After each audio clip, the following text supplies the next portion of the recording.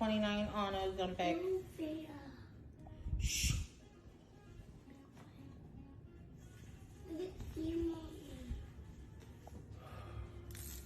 We have no air conditioner in the house, so it's hot. So I'm just gonna hurry up and do this on my arm.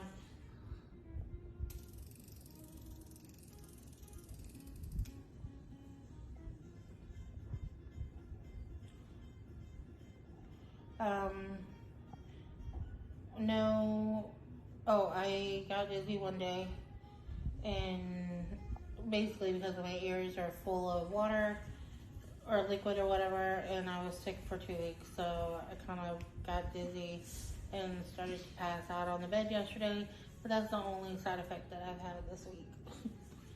Yeah. Bye.